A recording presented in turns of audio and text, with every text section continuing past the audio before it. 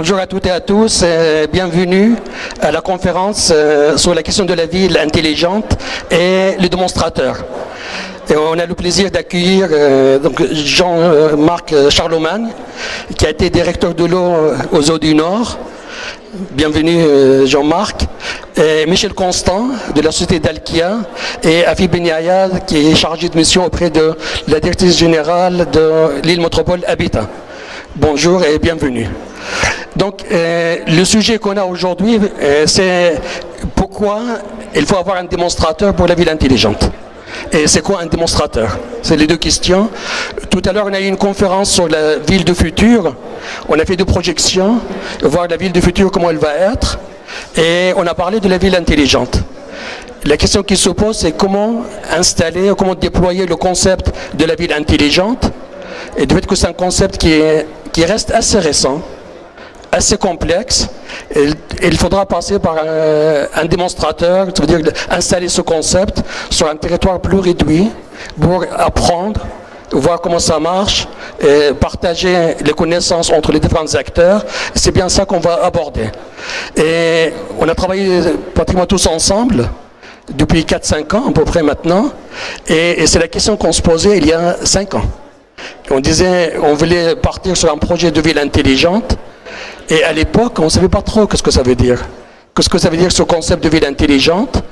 Comment faire des réseaux intelligents sur l'électricité? On avait des connaissances, mais sur le réseau d'eau, on n'avait pas de connaissances. Sur le réseau de chauffage, on n'avait pas de connaissances. Dans le logement un peu spécifique, comme le logement social, on n'avait pas de connaissances.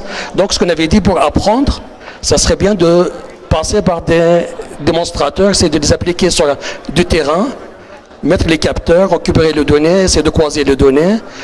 Et autre chose qui était aussi assez important à l'époque, c'est que dans la ville, il y a des données qui concernent l'eau, le chauffage, l'électricité, mais il faut les croiser.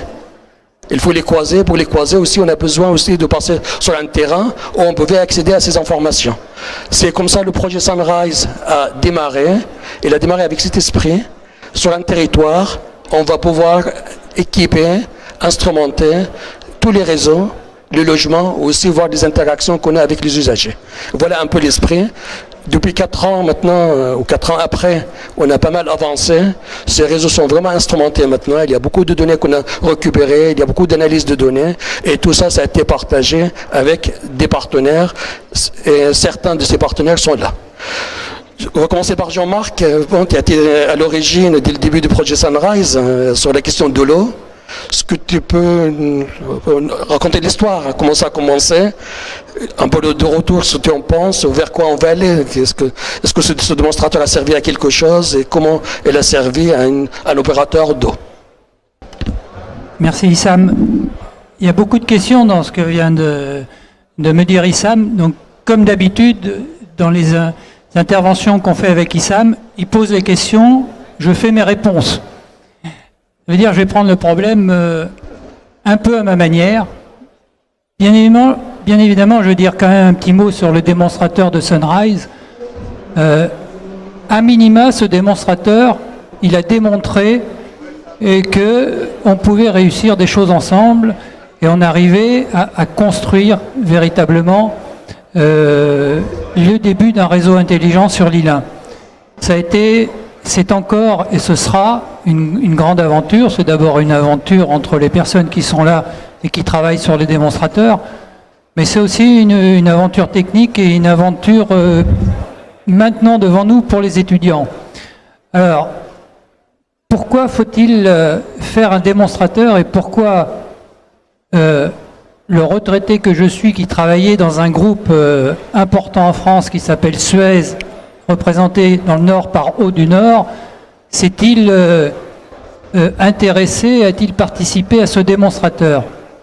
Parce qu'on pense véritablement que pour les réseaux d'eau intelligents au sein de la ville intelligente, il faut absolument un démonstrateur. Un démonstrateur, ça veut dire quelque chose qui ne soit pas du niveau du laboratoire, mais qui soit au niveau d'une petite ville et de gouvernance, de gestion, de prise de décision facile. C'est ça un démonstrateur. C'est le cas de l'île 1. Pourquoi un démonstrateur? Il y a 2 dimensions sur lesquelles je voudrais insister. Une dimension technique et une dimension sociétale.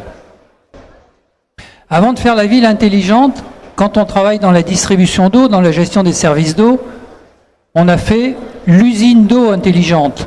Ça veut dire que cette usine, elle a des capteurs qui font de la télésignalisation, de la téléalarme et de la télégestion. On lui a ajouté à cette usine, à partir de l'ensemble de ces données et de systèmes de transmission, des systèmes experts qui sont à la fois des prises de décision sur les dosages, les marches-arrêts, et qui sont auto-apprenants. Bref, maintenant, vous avez des grandes usines qui produisent plusieurs dizaines de milliers de mètres cubes d'eau par jour, qui fonctionnent toutes seules et qui sont auto-apprenantes. Donc l'usine est devenue intelligente. On a su faire ça parce que, au plan technique, ces usines sont dédiées au métier et permettent de faire des essais. Quand on travaille sur un réseau d'eau intelligent, au plan technique,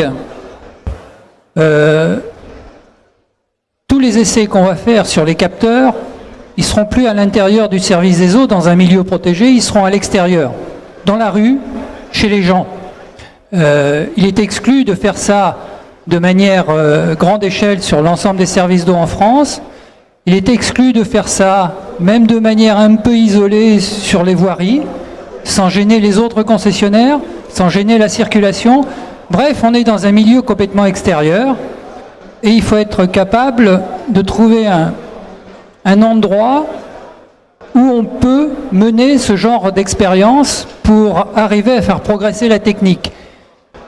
Pourquoi faire progresser la technique? Parce qu'on s'aperçoit que dès qu'on veut faire un réseau d'eau intelligent, aujourd'hui, la technique est loin d'avoir fait ses preuves. Tous les capteurs dont vous entendez parler, à peine vous les soumettez à l'environnement extérieur qui est un environnement agressif, ils ne marchent plus. Il s'agit donc de trouver un endroit où on peut les mettre en œuvre et où on est capable de les faire progresser. Je reviendrai sur cette dimension à la fin. Donc, il nous faut un démonstrateur où on puisse mettre en vraie grandeur, à l'épreuve des faits réels, à l'épreuve de la ville, l'ensemble des choses qu'on a envie de mettre en œuvre. Et puis il nous faut un démonstrateur pour une chose qui est essentielle et qui est très différente avec ce qu'on a pu faire dans les usines. Quand on travaille sur des réseaux d'eau intelligents, on est directement en contact avec chacun d'entre nous. C'est-à-dire qu'il y a la gestion directe avec l'usager du service. Qu'est-ce que ça peut être un réseau d'eau intelligent pour l'usager du service? Est-ce que ça peut être un réseau dans la rue, sur son branchement chez lui, qui est bardé de milliards et des milliards de capteurs et qui lui donne des milliards et des milliards d'informations, au risque que l'usager se transforme, comme c'est déjà le cas chez beaucoup de jeunes, en un lecteur d'écran dans lequel il consulterait des données dont il ne saurait pas quoi faire et il serait prisonnier de son écran. Si ce sont des choses comme ça qu'on doit faire, évidemment, on va à l'inverse de ce qu'il faudrait faire.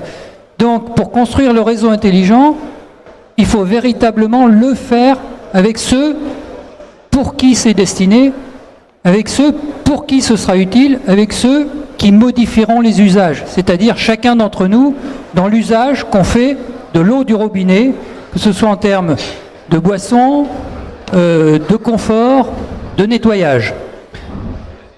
Voilà pourquoi il faut un démonstrateur, une dimension technique pour mettre en œuvre véritablement à l'usage de l'environnement extérieur des capteurs qui aujourd'hui n'ont pas fait leur preuve et qu'il faut faire progresser, et parce qu'il faut être au contact direct avec les usagers.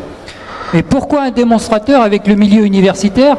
Tout simplement parce qu'on voit bien qu'il faut faire progresser à la fois la technique et le sociétal. Et finalement, si on peut trouver la capacité pour faire progresser les choses, il faut le faire dans le milieu universitaire. Nous, les sociétés du monde industriel, qui envisageons et qui avons la possibilité de faire des choses. On y trouve là une force de frappe de recherche, une manière d'aborder les problèmes de manière différente, et dans le cas de Lille, la possibilité de mettre en œuvre. Merci Jean-Marc. Michel, tu travailles avec Dalkia, un leader dans le domaine de l'énergie et de chauffage. Si je remonte un peu il y a 5 ans, moi j'entendais pas parler de réseau de chauffage intelligent. Bon, voilà, aujourd'hui, avec le recul qu'on a, l'expérience à travers un partenariat recherche qu'on a eu, Qu'est-ce que tu en penses? Où est-ce qu'on est aujourd'hui? Oui, Zam, il y a 6 ans, dans l'exercice de notre métier, qui est celui d'exploiter, pour la plus grosse partie du chiffre d'affaires, d'exploiter et de gérer des réseaux de chauffage urbain. Non, ça va aller. Donc, pour exercer ce métier, jusqu'à présent, on avait des données, je dirais, traditionnelles, c'est-à-dire des ratios, tant d'énergie consommée pour un résultat sur la base d'un contrat qu'on avait signé avec le maître d'ouvrage. Je me souviens, il y a 6 ans, on se rencontre pour des tas de raisons, et puis on parle du réseau de l'université Lille que nous gérions à l'époque, que nous gérons toujours, et dans la discussion, à un moment donné, Isam me dit « ça serait bien de faire un réseau intelligent ». Développe quelques arguments, je ne suis pas du tout technicien, je suis à la direction régionale, et je reviens donc vers mes équipes, vers les ingénieurs, en leur disant « j'ai un client qui voudrait qu'on fasse un réseau intelligent ». Éclat de rire général de la part des ingénieurs qui me disent « un réseau intelligent, ça fait 50 ans qu'on en fait, je vois pas pourquoi on va changer quoi que ce soit ». Et je voudrais faire ce petit retour d'expérience parce que c'est l'expérience et la pratique que nous avons eue ensemble. Les ingénieurs de Dalkia, les étudiants de l'université qui, en affrontant leur point de vue, en discutant sur des solutions, se sont aperçus de quoi? Se sont aperçus d'abord que toutes les solutions techniques existaient. Quand il s'agissait d'économiser, quand il s'agissait d'améliorer les performances d'un réseau, nous avons à nos dispositions tous les moyens nécessaires. Par contre, comment fallait-il les utiliser? Dans quelle direction, suivant quelle stratégie et pourquoi faire? Ça, c'est un problème sur lequel nous n'avons jamais réfléchi, puisque nous n'avons qu'une obligation de moyens contractuels, ce qui est normal. Quant simplement par le fait des questions posées par les étudiants et des discussions que nous avons eues, des questions ont commencé à se poser chez nous, chez Dalkia, en se disant tiens, pourquoi il a posé cette question? Ça c'est intéressant. Et on a commencé en fait à bâtir ensemble un démonstrateur, sans le savoir, en marchant. Et je crois que cette expérience a marqué l'entreprise. Et aujourd'hui, nous avons modifié nos façons de travailler lorsque nous répondons à des appels d'offres, puisque nous sommes beaucoup plus attentifs justement à toute cette dimension indispensable aujourd'hui de mettre en cohérence les moyens techniques et par rapport aux investissements de façon à optimiser à la fois les consommations et surtout d'apporter satisfaction complète aux clients. Le point important qui a été évoqué dans le précédent débat et sur lequel je voudrais revenir, un des grands enseignements qu'on a retenu de ce démonstrateur qu'on a construit ensemble, c'est que la technique, les capteurs, les instruments de mesure, les variateurs de vitesse sur les pompes, etc., tout ça c'est bien, c'est intéressant, mais il est indispensable qu'en face, nous ayons le maître d'ouvrage qui est responsable et propriétaire du site sur lequel nous travaillons, les usagers et l'entreprise. Et c'est là où on devient encore plus intelligent.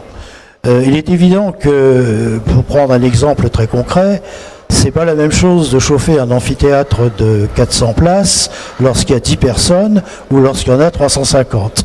On ne procède pas de la même manière. Eh bien, rien que pour arriver à ce que l'université nous fournisse dans ses plannings les occupations des locaux, pour que nous puissions intégrer ces occupations des locaux dans notre prévisionnel de gestion du réseau, et que les usagers au final soient satisfaits, eh bien rien que pour faire tout ça, il y a un vrai travail de mise en cohérence. Alors je crois que ce que je retiens, moi, des démonstrateurs et des réseaux intelligents, c'est vraiment de l'intelligence, c'est pas de la technologie pure, c'est pas parce qu'on a des applications qui vont bien.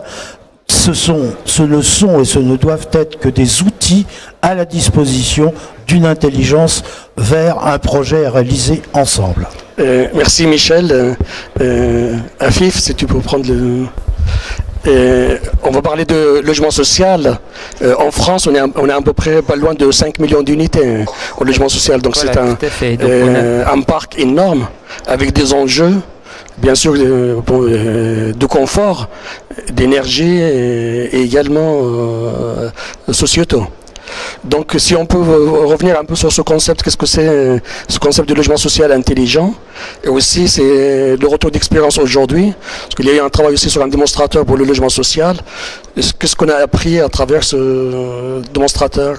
Alors voilà, donc tout à fait. Donc, alors on peut se poser la question, c'est vrai, ce qu'un bailleur social comme Lille Métropole Habitat se retrouver dans cette aventure de démonstrateur, c'est très simple. Donc comme tous les bailleurs, Lille Métropole Habitat est confronté un petit peu à une demande de ses locataires concernant la consommation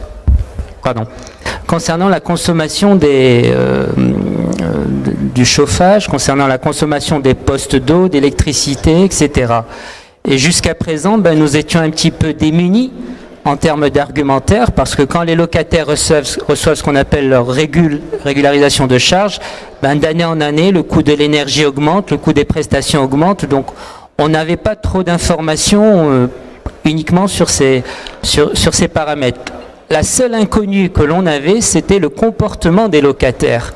Et c'est vrai que c'est un aspect sociologique qu'on ne maîtrise pas. Et il y a quelques années, il y a à peu près maintenant 3 ans et demi, j'avais rencontré Issam Charour lors de réunions, et puis j'avais vu que ce projet de démonstrateur, ce projet Sunrise, c'était quelque chose qui pouvait vraiment bien s'appliquer au logement social, dans le sens où on allait enfin pouvoir disposer d'éléments qui puissent remonter des informations concrètes, vérifiables pour les usagers. Effectivement, tout à l'heure, donc, ces messieurs ont parlé d'usagers parce que c'est une donnée qui est très importante. Qu'est-ce qu'on peut donner aux usagers comme information? Et il s'est trouvé que on a collaboré, on a mis en place une collaboration où on a coécrit ensemble un cahier des charges sur un plan spécifique de capteurs, un plan spécifique de transmission d'informations concernant les consommations électriques, de chauffage, concernant les taux d'humidité, les températures internes et externes, les éléments de contact, d'ouverture de porte, tous ces éléments qui apportent une information fiable et concrète et qui peuvent jouer sur le comportement de nos locataires. Ce qui était aussi important, parce que ça a été aussi mentionné, mais pourquoi un bailleur social puisse se rapprocher comme ça de la recherche universitaire? Effectivement, il y avait des prestataires qui sont sur la place depuis de nombreuses années concernant les capteurs et ces techniques. Mais il se trouve que la recherche universitaire a, à notre sens, à Lille Métropole Habitat et au niveau aussi national, il ne faut pas se cacher, une force de frappe et surtout une force d'innovation et de réactivité qui est vraiment très intéressante. Ce cahier des charges qu'on a coécrit, ces évolutions technologiques et méthodologiques dont on a bénéficié de part et d'autre, le laboratoire du professeur Charour et nous-mêmes, c'est quelque chose qui est vraiment très enrichissant et on a pu vraiment construire quelque chose au plus près des besoins de nos locataires. Et ça, c'est vraiment... Il n'y a pas son pareil, donc je le dis franchement, parce que c'est quelque chose qui est très très important quand on conduit des projets de cette nature. Et ce démonstrateur, on l'a mis en place maintenant il y a à peu près 2 ans et demi sur une quinzaine de logements. Ça nous apporte des informations. La première information, c'est que plus on donne des données correctes et vérifiables aux locataires, plus ça a un impact sur le sens de leur comportement. Plus ils font attention sur comment ils vont consommer de l'électricité, comment ils vont faire attention à l'ouverture des fenêtres, comment ils vont faire attention à l'éclairage, etc., etc. Et ça, c'est vraiment indéniable parce que c'était notre première motivation. Quel type d'informations nous pouvons donner, transmettre à nos locataires? Alors, c'est une expérimentation, c'est un démonstrateur à petite échelle, quinzaine d'appartements dans un premier temps, mais c'est quelque chose de très enrichissant. Et c'est pour ça que nous allons passer à une seconde étape. Là, nous étions en milieu habité, nous allons passer en milieu ce qu'on appelle chez nous dans les bâtiments les parties communes, pour voir aussi quels sont les genres d'informations que l'on peut utiliser, à savoir aussi la détection de fuite qu'il peut y avoir dans les parties communes, l'éclairage qui peut rester, parce que tout ça, ça a aussi un coût sur les locataires, donc dans les charges. Donc vous voyez, c'est quelque chose qui est très important, qui a été mené aussi en étroite collaboration avec nos associations de locataires, et tout le monde a trouvé son compte, parce que dans ce genre d'expérience, elle est, comme je le disais tout à l'heure, très enrichissante. C'est un partenariat très important. Et surtout, on bénéficie, nous, en tant que bailleur social, ce que je disais, de méthodes d'évolution technologique très rapides. Moi, je vois entre le moment où on a commencé les premières expérimentations et à l'heure actuelle, il a dû y avoir 4 ou 5 évolutions technologiques concernant les processeurs utilisés, les logiciels utilisés. Et sincèrement, on a toujours été au plus proche des besoins de nos locataires. Et c'est indéniablement très très pertinent à mener. Donc c'est vrai que c'est quelque chose de très intéressant, je l'ai dit. C'est quelque chose aussi qui a un avenir, parce qu'on se rend compte maintenant au niveau national, les bailleurs sociaux sont en train aussi de créer de plus en plus de passerelles avec le milieu de la recherche universitaire, que ce soit en sociologie, que ce soit en études locatives, etc. Parce que c'est là où il y a de la méthode et il y a donc des sources fiables concernant les données.